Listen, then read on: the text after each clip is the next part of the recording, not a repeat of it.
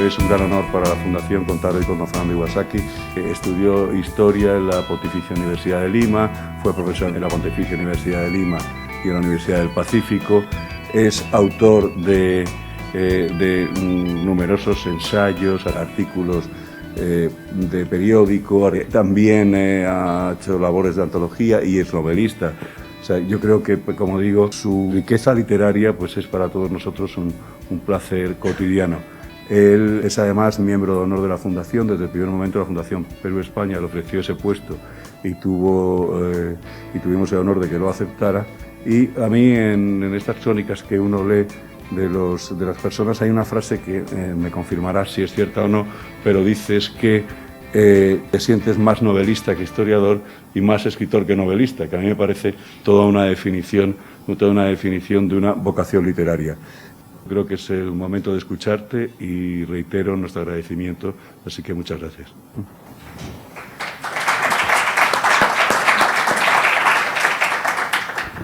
Muy buenas tardes.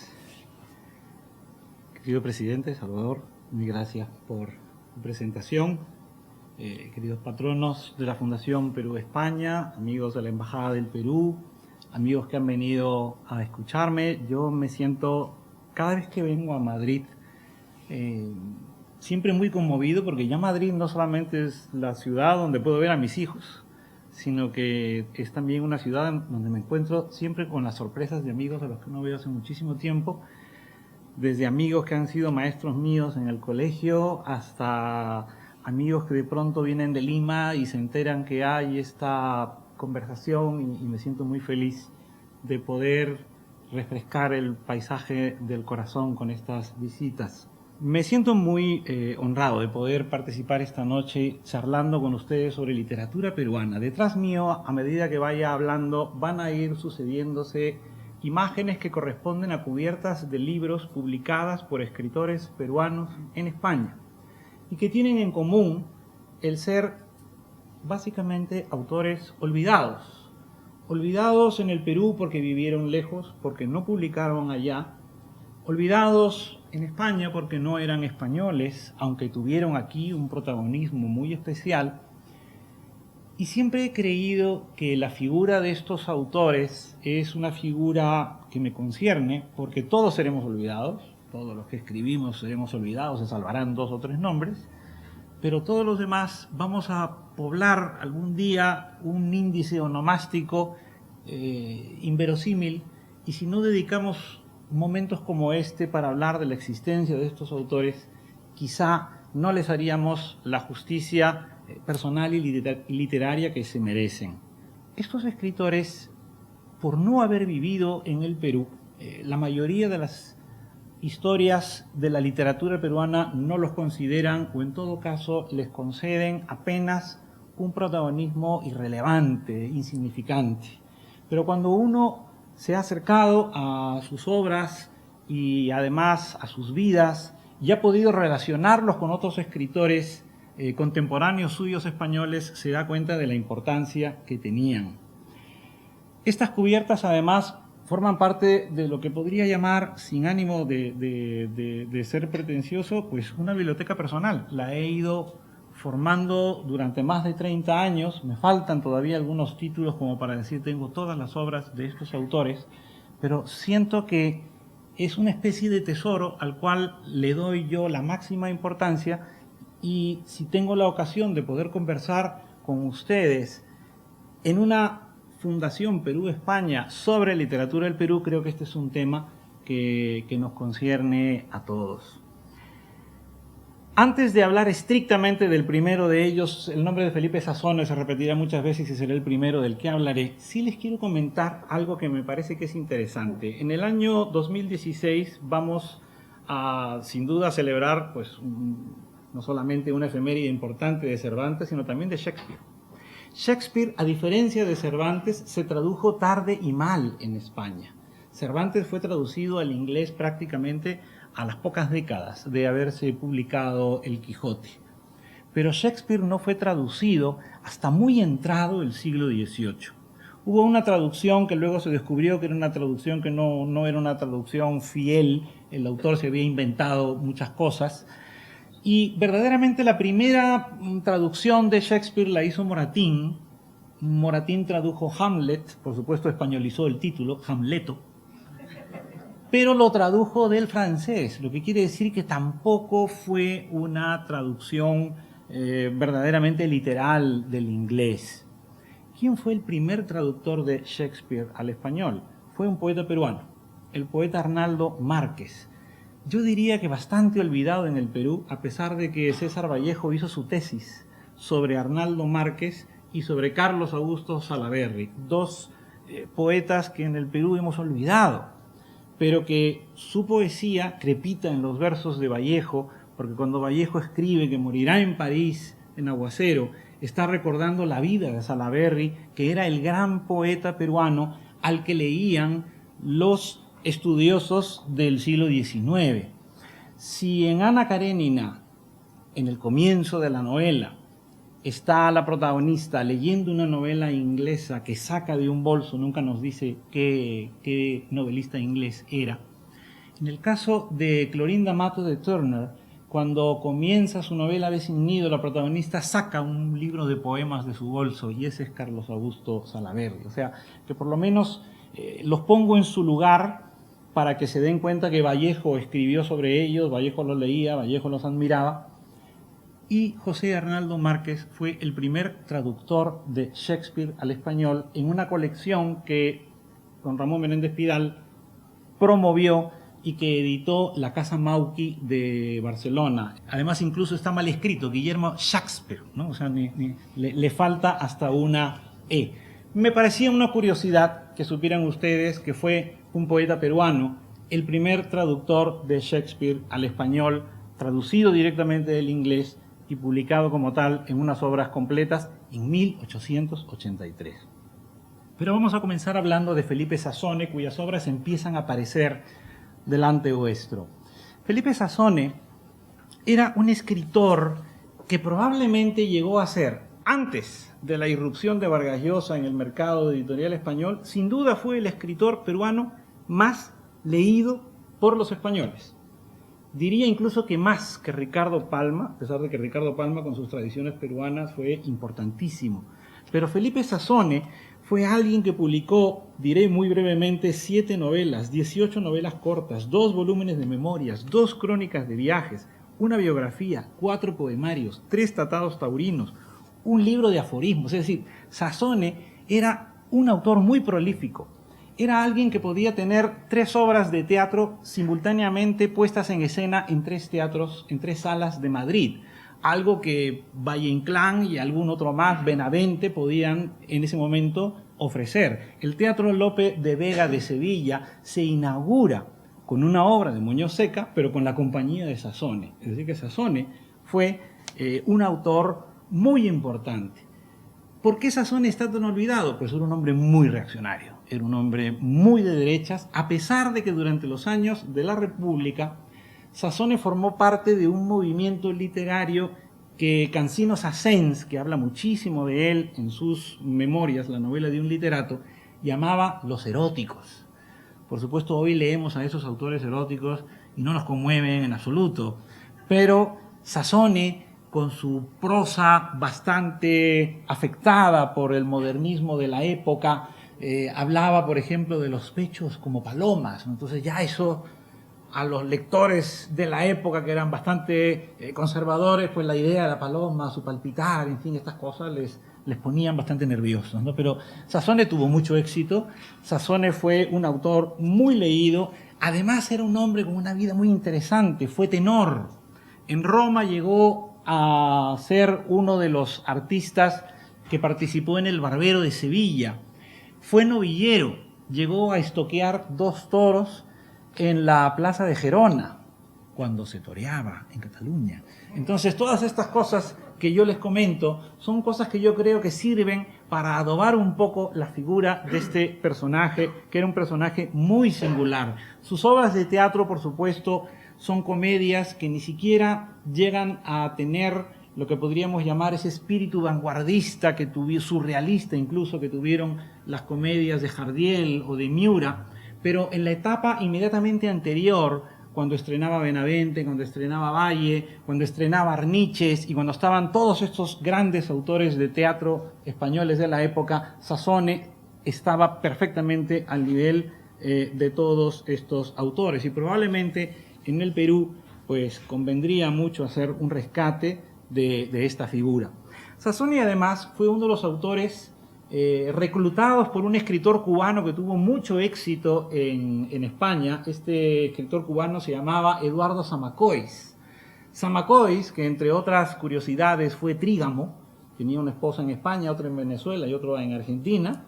Simultáneamente, eso a principios de siglo requería mucha organización, porque es una cosa difícil de conseguir.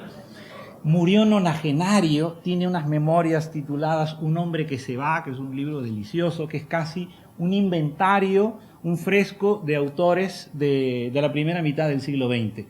Zamacois creó una pequeña colección que se llamaba El Cuento Semanal. En El Cuento Semanal, que son unas novelas muy pequeñitas y muchas de ellas aparecen en esta sucesión, colaboraron los grandes escritores españoles. Incluso Unamuno aparece en esta colección del Cuento Semanal.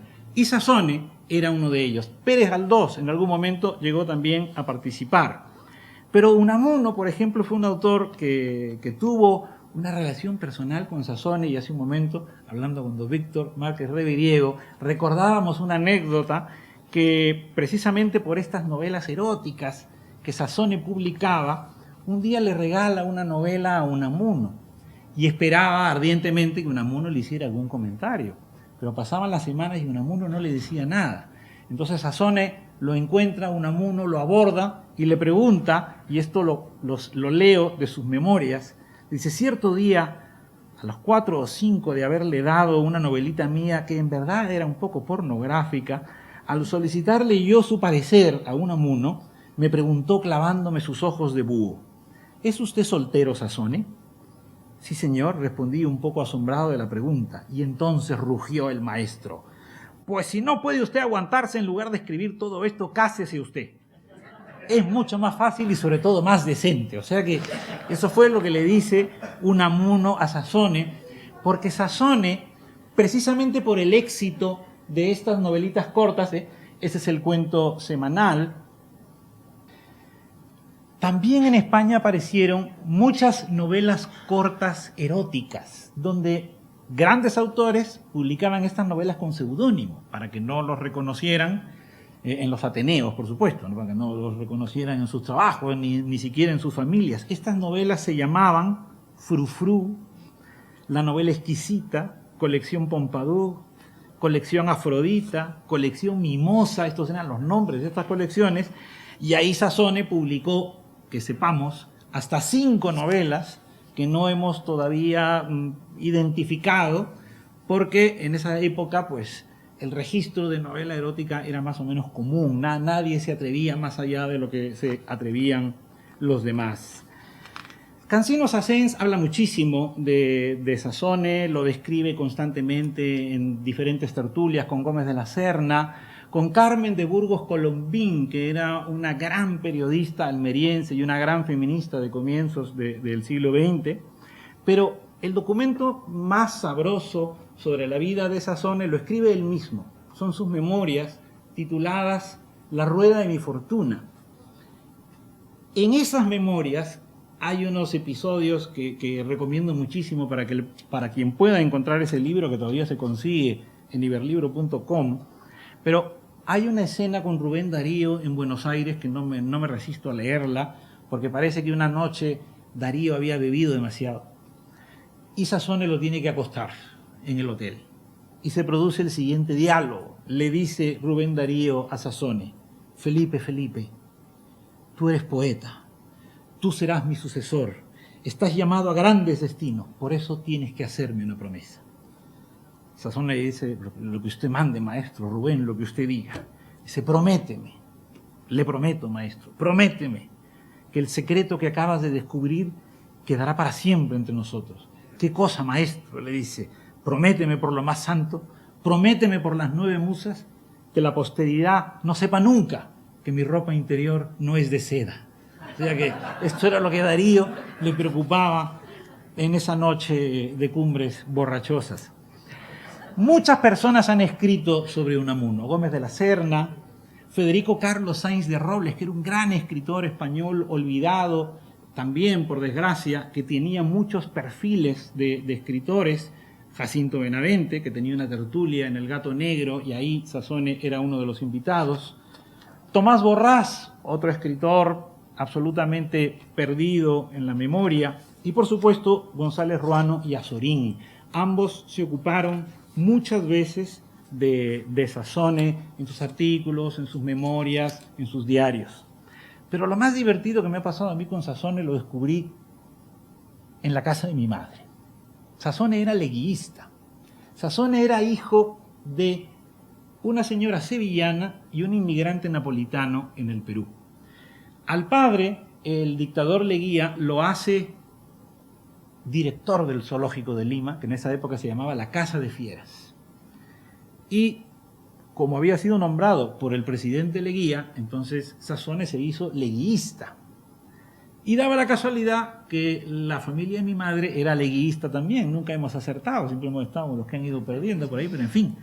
La familia de mi madre, que era leguista, cuando yo le cuento a mi madre que estaba escribiendo sobre Sazone, me dijo, ese era amigo de la mamama es mi abuela, su madre. Y yo le dije, no puede ser, amigo Sazone de la mamama. Me dijo, sí, creo que le dedicó un poema. Y entonces mi madre saca de una carpeta un sobre, y dentro de ese sobre un papel casi craquelado de lo antiguo que era, donde encontré el soneto que les voy a leer, que se lo dedica Sazone a mi abuela, el 15 de agosto de 1919. Se titula El último beso. Y dice, tu boca hecha de miel y de ambrosía, donde bebí de amor el rojo vino, sobre tu rostro pálido y divino como una fresca herida parecía. Yo iba a partir y tú, con ansia loca, estrechándote a mí nerviosamente, con un gran beso enamorado, ardiente, toda el alma absorbiste de mi boca. Lo de absorbiste aquí yo reconozco que está... Hoy nada me interesa cuanto existe, pero aunque la nostalgia me tortura, al recordar tu amor y tu hermosura, voy cruzando la vida menos triste, porque llevo en mis labios la dulzura de aquel último beso que me diste. Yo leí este poema y dije, yo lo tengo que publicar. Porque ustedes estarán de acuerdo conmigo en que los amoríos de las esposas terminan en los juzgados, los amoríos de las madres en la consulta del psicoanalista, pero los amoríos de las abuelas tienen que acabar en las revistas literarias. Entonces yo publiqué este soneto de Sazone en la revista literaria Renacimiento, que dirigía por entonces. Por supuesto le mandé un número a mi madre, que montó en cólera, porque le parecía una falta de respeto absoluta que yo revelara pues, este soneto de amor de Sazone a mi mamá. Pero es que esto es una cosa importante que ha hecho mi abuela, yo tenía que contarla. Menos pecado que Dominguín tengo, porque también Dominguín salió a contar cosas. Esta es simplemente una relación de los libros publicados por Sazone en España, cuyas cubiertas van apareciendo por atrás. El segundo autor del que me interesa hablarles se llamaba Manuel Augusto Bedoya. Manuel Augusto Bedoya es un escritor que en las memorias de Cancinos Asens aparece como chileno. La verdad es que Bedoya viajaba mucho a Chile. En Chile funda una editorial que se llamó Llamarada, que era una editorial muy belicosa con el gobierno del general Benavides en el Perú. Pero lo interesante, lo maravilloso de Manuel Augusto Bedoya es que en España se hizo famosísimo por crear un detective literario llamado Maqbul. El hijo del doctor Wolfgang es una novela que en 1917 le permitió a Bedoya ganar 40.000 pesetas cuando el premio gordo de la lotería eran 25.000. O sea, esto les da una idea de lo que movían estos autores en esos años. Las aventuras de Maqbul eran unas aventuras fastuosas que transcurrían en las cataratas del Iguazú, en San Sebastián, en Biarritz, en Sevilla, en la selva lacandona, es decir, en el convento de Ocopa. Su detective se movía por unas geografías que él era capaz más o menos de gestionar pero que para ese lector español de entonces eran pues una suerte de golosina, porque les hablaba de mundos exóticos además vinculados con la cultura española. Pero Bedoya dejó mal recuerdo en el Perú. Bedoya tampoco era en el Perú un autor apreciado, porque fue uno de los primeros que escribió una novela de trama homosexual. Una novela donde probablemente satirizaba o ridiculizaba a una familia. La novela se titula El hermano mayor, se publicó en Lima en 1908 y nadie lo retó a duelo, fueron a asesinarlo directamente. Es decir, los hermanos lo ayudaron a escapar, no paró hasta Chile y por eso pues siempre con Chile Bedoya tuvo una gran relación, hasta el punto de que Cancinos Assens lo consideraba chileno, porque siempre en Madrid él estaba con el poeta Huidobro y con el escritor Joaquín Edwards Bello, que es el tío de Jorge Edwards. Otro mérito importantísimo de Bedoya es que probablemente publica la primera novela de vampiros de la historia peruana. Clemente Palma no tiene exactamente un cuento de vampiros, estos van a venir mucho tiempo después. Pero como Bedoya era enemigo del general Benavides, que era un dictador, publica una novela titulada El general Bebevidas. Y ese general Bebevidas era Benavides, que supuestamente en las noches se transformaba en vampiro y mordía a los edecanes, a las mucamas, a los embajadores, al oficial de guardia. Entonces era un personaje siniestro y al mismo tiempo ridículo y patético. Entonces, Manuel Augusto Bedoya, Macbul, este detective que ha caído en el olvido por completo, pero que a su autor le permitió vivir una época de gran esplendor económico. Llegó Bedoya a publicar las obras de muchos autores hispanoamericanos y españoles que carecían de fondos y de editores para poder dar a conocer sus obras en España. Quiero hablarles a continuación de otro autor que sí considero que es un escritor que sigue vivo como para poder reeditarlo, y me consta que aquí hay dos editores exquisitos ambos, y el nombre de este autor es Félix del Valle.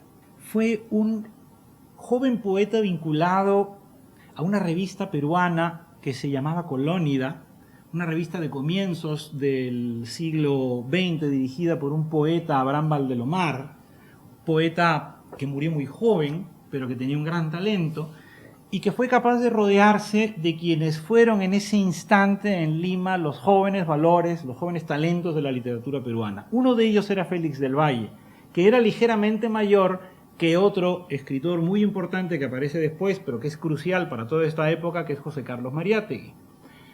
Félix del Valle es uno de los autores de los que habla Mariátegui en Los 7 ensayos, porque fundó la revista Amauta. Sin embargo, de Félix del Valle en el Perú apenas queda memoria. Es un poco complejo de explicar por qué Félix del Valle cae en este olvido, pero lo importante es que viene a vivir España, y en España es un escritor de los que Cancinos Assens llamaba del arroyo, vivía en una especie de socavón. Él dice, vive en un socavón en Cuatro Caminos, y sin embargo ganó el más prestigioso premio de crónicas que se otorgaba en España en esa época, que era el premio Sosaya, un premio creado en honor a un escritor vasco. Con el premio Sosaya, Félix del Valle adquiere una cierta notoriedad y lo invitan a publicar en el año 30 en una editorial joven que se llamaba Ulises. Esta editorial es la editorial donde también publican por primera vez Rosa Chacel, publica Alberti, publica Maxau, es decir, grandes escritores españoles de ese tiempo publican al mismo tiempo con Félix del Valle. Félix del Valle tiene en editorial Ulises un libro que se titula El camino hacia mí mismo. En realidad son 3 novelas cortas, 3 novelas breves.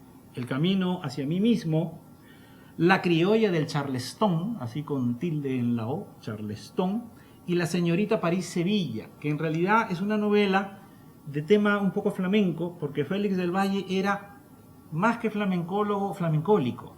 Félix del Valle era un gran aficionado al flamenco, y esto es muy interesante porque conviene de alguna manera hacer hincapié en que el flamenco siempre ha sido una expresión artística que ha fascinado más a los extranjeros que a los propios ciudadanos españoles. Muchas veces en los telediarios ustedes verán que sacan a un japonés que le gusta el flamenco, ¿no? Iwasaki, por ejemplo, una cosa así, por decir. Y lo entrevistan, ¿no? De por qué a usted le gusta el flamenco, y el japonés cuenta por qué le gusta el flamenco. Y en realidad nunca entrevistan a una persona de España a la que le puedan preguntar: ¿usted me puede decir cuántos estilos de seguirilla existen? ¿Usted me puede decir cuántos estilos de soleares hay en la provincia de Sevilla nada más? ¿O me podría decir cuántos tipos de fandango existen? Porque aparte de fandango de Huelva propiamente, hay alrededor de 49 variantes de fandangos, por no hablar de los fandangos de la Andalucía Oriental, del fandango de Lucena y de donde salen los abandolados. Es decir, nunca le preguntan a nadie de Andalucía, como al japonés: dígame usted por qué conoce esto. No. Y en estos años, muchos hispanoamericanos eran grandes estudiosos del flamenco. La palabra flamencología la acuña un escritor argentino que se llamaba Anselmo González Climente, que fue el creador del concurso nacional de Córdoba, que hasta ahora es el concurso más importante que existe de flamenco. Lo crea este señor argentino, con un libro titulado Flamencología. Borges, que vivió en Sevilla en 1919, en las cartas que se escribía con sus amigos de Ginebra, les cuenta cómo iba a ver flamenco. No dice el lugar, pero por la descripción uno deduce que está en la calle Castilla, en Triana.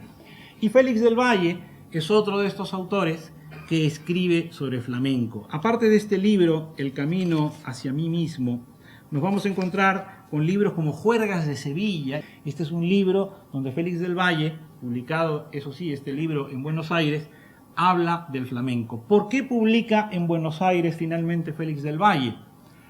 Porque Félix del Valle abraza la causa de la República, participa en la guerra civil en el bando republicano, a diferencia de Sazone, que más bien estaba alineado con los nacionales, y fue uno de los perdedores de la guerra. Se exilia en la Argentina, donde Cancino Sassens lo recomienda con Borges, lo recomienda con Bioy Casares, pero nunca llegó a escribir en la revista Sur. Terminó escribiendo en otra revista más modesta y más discreta, porque ahí lo enviaron estos amigos ultraístas argentinos, que eran mucho más sofisticados y mucho más exquisitos que lo que era Cancinos en España. Félix del Valle es un escritor que a mí me ha conmovido especialmente, porque cuando he leído El camino hacia mí mismo, que me parece una novela extraordinaria, muy en el espíritu de la vanguardia, me ha parecido encontrarme con una prosa poética maravillosa. Y sin embargo, nadie en el Perú reivindica su figura. Luis Jaime Cisneros, gran profesor y queridísimo amigo que ha fallecido hace muy poco tiempo, lo trató personalmente en la Argentina. Yo convertí a Félix del Valle en protagonista de un cuento, y a Luis Jaime le sorprendió encontrárselo en esta historia. Hablamos mucho sobre él, pero el regalo más hermoso que a mí me ha dado escribir sobre Félix del Valle ha sido que sus familiares en el Perú luego me han buscado, porque no tenían idea de lo importante que había sido el tío Félix. Es decir, hablé con una sobrina de Félix del Valle que me comentaba que sí, que se hablaba en su casa, que había un tío que era un tío muy excéntrico, que le gustaba mucho la literatura, que se había ido a vivir a Buenos Aires y que tenía un baúl con cosas suyas, pero que nadie les había concedido la importancia que aquellos textos tenían. Y haber contribuido por lo menos para que gente que formaba parte de su entorno y de su familia se alegrara por la figura, a mí me parece que ya es suficiente recompensa literaria. Entonces Félix del Valle, insisto, es un escritor que para mí vive todavía su obra. Es una obra que si se reeditara, si se volviera a publicar, merecería la consideración de la crítica. El siguiente autor del que les quiero hablar se llamaba César Falcón, también aparece por aquí. A diferencia de Sazone, Falcón sí era también un hombre de izquierda. Es más, Falcón era uno de los grandes líderes comunistas de España. Hay un libro muy olvidado de un exiliado de Jaén que se llamaba José Andújar. Publicó un libro oscuro titulado Escritos. Además, ese libro se lo publicó la Feria del Libro de Montevideo. O sea que ya verán ustedes que es un libro esquivo. El primer capítulo de ese libro de José Andújar trata sobre cómo era el mundo de las editoriales republicanas en la España de la preguerra. Es decir, editoriales como Ulises, editoriales como CIAP, Compañía Iberoamericana de Publicaciones, editoriales como Zenit, eran editoriales que se pusieron a la vanguardia de la publicación de literatura en España. Fueron las primeras editoriales que comenzaron a traducir con un criterio literario. Tradujeron alemanes, tradujeron rusos, tradujeron franceses, por supuesto tradujeron muchos textos de corte político, y Falcón fue uno de los animadores de todas estas aventuras editoriales. Falcón, poco antes de que cayera Madrid, publica un libro que es rarísimo, que se titula Madrid, que si alguna vez ustedes lo encuentran en alguna librería de segunda mano, sepan que tienen un libro que puede costar 6.000 euros fácilmente, porque es un libro del que se hicieron muy pocos ejemplares y se estaba describiendo ya lo que eran las batallas, los combates urbanos dentro de Madrid cuando se retira el ejército republicano y entra el ejército nacional. Este es un libro muy importante, muy difícil de conseguir. Yo de hecho no lo tengo, pero lo he visto, lo he tenido en las manos porque Abelardo Linares, el librero sevillano, tiene al menos 2 ejemplares. Y interesante también de Falcón es saber que, número 1, una hija suya es una líder feminista en España, Lidia Falcón. Lidia Falcón es hija de César Falcón. César Falcón huye de Madrid con un amante que tenía y deja a su mujer y a su hija, las deja en la ciudad. Y esto fue una cosa terrible porque se imaginan ustedes que Falcón era un comunista muy visible y muy señalado. Por otro lado, Falcón era el gran amigo de José Carlos Mariátegui, y José Carlos Mariátegui le mandaba sus manuscritos para que Falcón se los publicara en España. Nunca los publicó. En la correspondencia de Mariátegui se lamenta muchas veces: Falcón no me dice nada de los libros que le he mandado, Falcón no me responde de los manuscritos que le he enviado. ¿Qué hizo Falcón con esos manuscritos? No lo sabemos. Y es un tema sobre el que convendría algún día investigar. Voy a hablarles a continuación de una escritora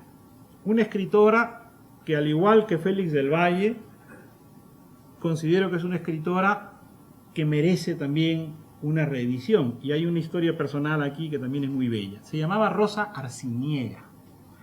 Rosa Arciniega es un extrañísimo caso de escritora socialista, periodista, diplomática, porque ella trabajó en la Embajada del Perú en la época de la guerra. Ella, además, como toma partido también por la causa republicana y el gobierno del Perú, fue más bien un gobierno que desde el comienzo se alinea con los nacionales y luego con la dictadura franquista, pues Rosa Arciniega queda absolutamente represaliada y es muy complicado reconstruir su vida.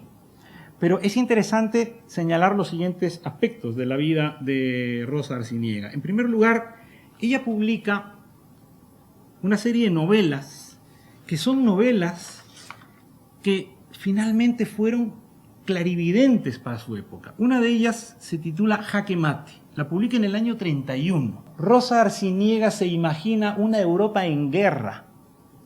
La guerra viene mucho después. Y se imagina que esa guerra va a estar de alguna forma instigada por un peligroso líder alemán que a ella le daba, como dirían en Cádiz, yuyu. Ese señor era Hitler. Y Rosa Arciniega en el año 31 escribe Jaque Mate fraguando un escenario de guerra y se imagina quién puede ser el aliado de Hitler. Pues un fascista italiano. Y lo ubica también en su novela. O sea, era una mujer con una poderosa intuición política, histórica, a la vez que una mujer con un gran gusto literario. Luego tiene otra novela, Engranajes, del 31, Mosco Strom, y una cuarta novela, que se titula Vidas de celuloide, probablemente su mejor novela. Si yo tuviera en este momento que recomendar una novela para reeditar de Rosa Arciniega, diría que sería Vidas de celuloide. Hollywood fascina a todos los escritores de la vanguardia. El cine es el gran juguete de los vanguardistas. Todos hacen poemas sobre el cine, escriben novelas sobre el cine, cuentos sobre el cine, interviews, como se decía antiguamente por las entrevistas, a grandes actores. Y Rosa Arciniega escribe esta novela donde también diría yo que se adelanta a algo que hoy es casi moneda corriente en los estudios culturales, la idea de la sociedad del espectáculo, de la civilización del espectáculo. Me da igual Guy Debord que Mario Vargas Llosa, que son un poco los que han escrito en los últimos años sobre esto. Rosa Arciniega dice, el mundo del cine es el mundo de la suplantación de la realidad. Es el mundo de los trampantojos, es el mundo de las vidas de ficción. Y se está creando un tipo de público, el público aficionado al cine, que se va a hacer una idea falsa de la realidad, porque van a alimentarse de una pseudo realidad. Y esto es algo que literariamente ella lo plasma a través de la vida, entre comillas, de una actriz, su ascenso y su caída. Y lo consigue pues de una forma magistral. Un gran escritor español, por desgracia olvidado también, Benjamín Jarnés, aragonés.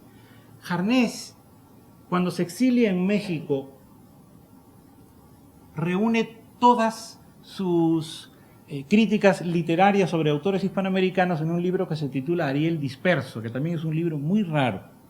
Allí Jarnés habla de Rosa Arciniega, le hace una reseña bellísima en un libro además donde Jarnés critica, por ejemplo, a Borges, critica, por ejemplo, a otros autores muy importantes, sin embargo Rosa Arciniega la pone de maravilla. Hay dos cositas sobre Rosa con las que me gustaría terminar de hablar sobre ella. La primera, que todos recordamos que cuando Mario Vargas Llosa recibe el premio Rómulo Gallegos, pronuncia un discurso titulado La literatura es fuego, que comienza recordando a ese poeta peruano que muere devorado por la tuberculosis con una camisa colorada en la sierra de Madrid, en Guadarrama. Hablaba de Carlos Oquendo de Amat, autor de 5 metros de poemas, poeta puneño. ¿Cómo es que nos enteramos de la existencia de Oquendo de Amat? Basadre en la vida y la historia, un historiador peruano, Jorge Basadre, cuenta cómo le llama de Madrid, de la embajada, Rosa Arciniega. Dice, funcionaria de la embajada y periodista. Y le dice que están tratando de buscar a los peruanos que han venido a combatir en la guerra civil. Daba igual en qué bando, los querían ayudar a todos. Ayudaban a Félix del Valle, ayudaban, por ejemplo, a Falcón. En la embajada del Perú había mucha gente escondida. Pero el poeta Oquendo de Amat estaba en un hospital en la Sierra de Madrid. Y es Rosa Arciniega la que lo va a buscar. Es Rosa Arciniega la que ve la camisa colorada. Es Rosa Arciniega la que se encarga de sepultarlo donde continúa todavía en el cementerio de Navacerrada. Si alguien se acerca por el cementerio de Navacerrada, muy cerca de Madrid, verá que continúa allí la tumba del poeta Carlos Oquendo de Amat. La segunda historia que me gustaría compartir con ustedes de Rosa Arciniega es que yo publiqué algunas cosas sobre estos autores hace casi 20 años, en un libro que se titulaba El descubrimiento de España, que apareció en Oviedo, y ese libro ha dado vueltas por allí. Me escribe una profesora de Estados Unidos para decirme que quiere localizar a los descendientes de Rosa Arciniega para reeditarla. Yo no tenía ni idea de cómo localizar a los descendientes de Rosa Arciniega, pero buscando, supe que se había casado con un señor de apellido Granda, y ya empecé a familiares de Chabuca Granda, la compositora de La Flor de la Canela. Y tirando de ese hilo, finalmente he localizado a los nietos de Rosa Arciniega en Buenos Aires. A mí me ha conmovido profundamente porque estos nietos, que a lo mejor tienen mi edad, no lo sé, no sabían que su abuela era una escritora.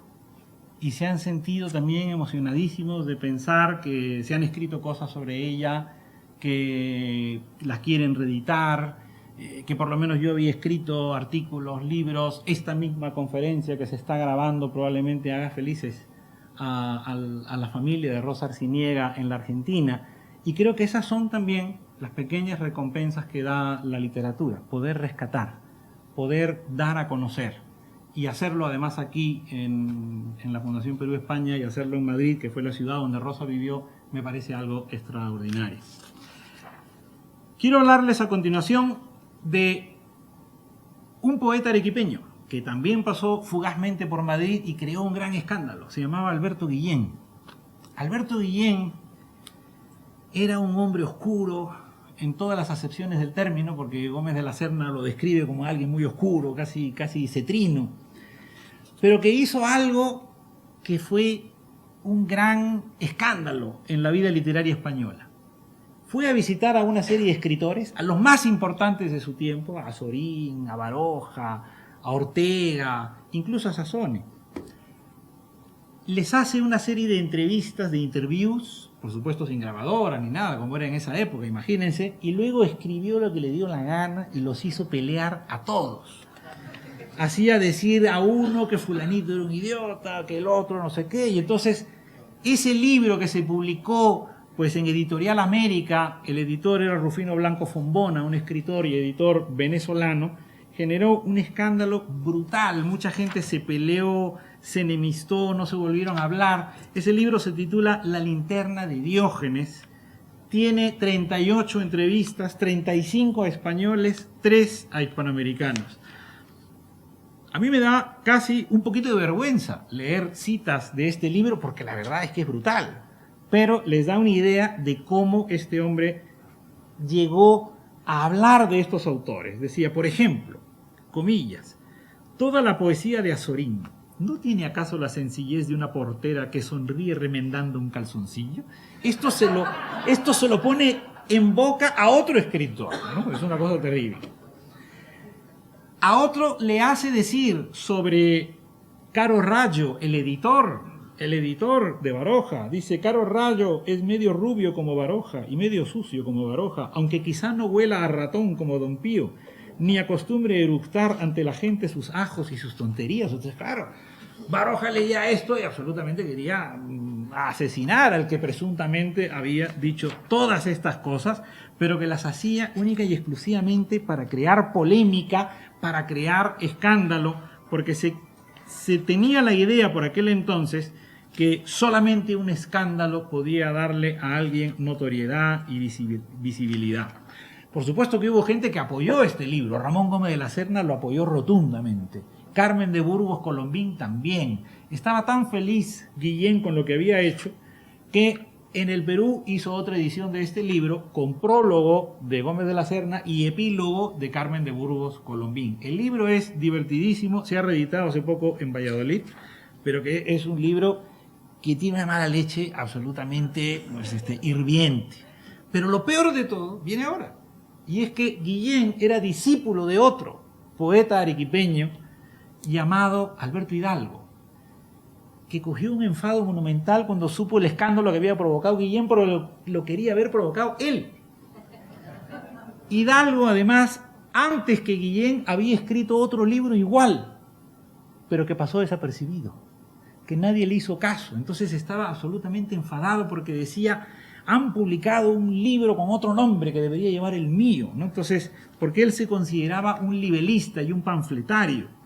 Por ejemplo, dice Hidalgo sobre su libro, un libro que se llama Jardín Zoológico, de entrevistas, imagínense, titulado Jardín Zoológico. Naturalmente este libro, como todos los míos, va a provocar una algazara fenomenal. Huelga decir que en mi país será donde más se insulte y donde más se pretenda desconocer los méritos de mi jardín zoológico. O sea, él vivía feliz pensando que generaba polémica. Él decía que hasta cuando elogiaba lo hacía para molestar a otro. O sea, era su manera de proceder. ¿Qué nos interesa de Hidalgo? Que va a aparecer dentro de un momento por aquí la portada de un libro suyo que se titula España no existe.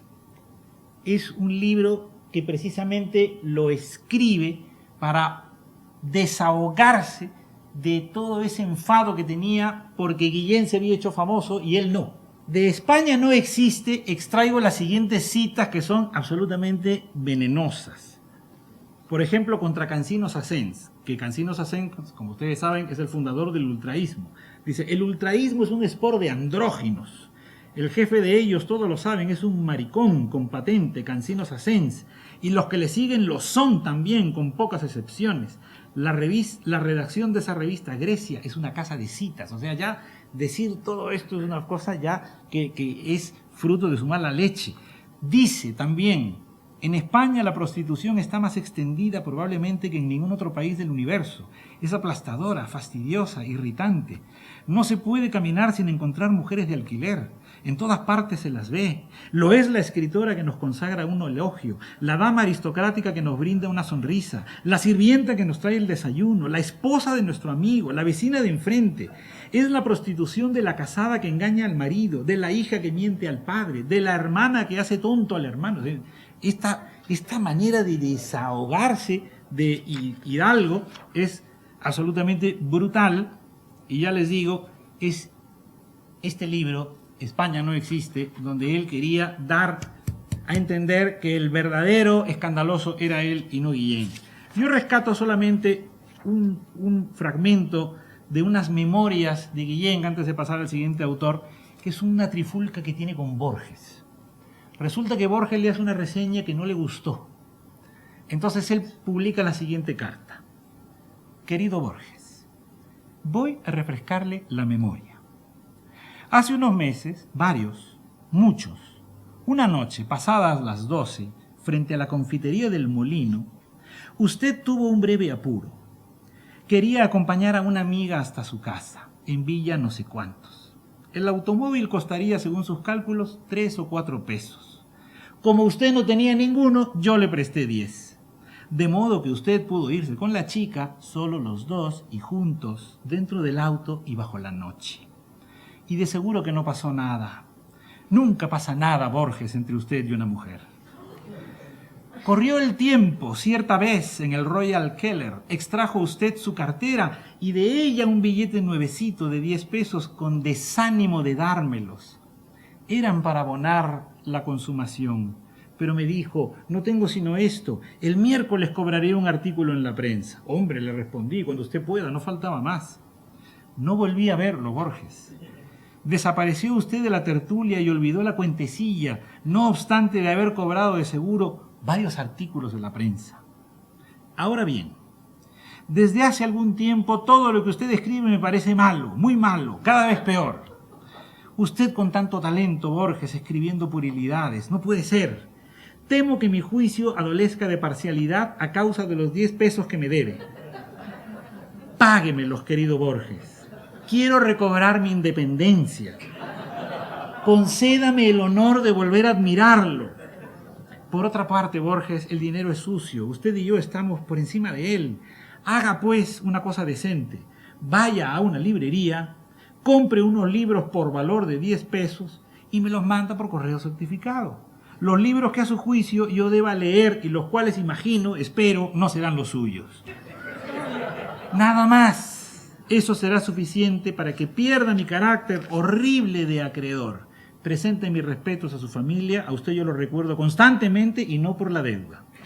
Un estrujón. O sea, este era Alberto Hidalgo, que es un tipo atrabiliario, pero que fíjense ustedes de qué manera se enfrenta a Borges, ¿no es cierto? A Borges en todo su apogeo.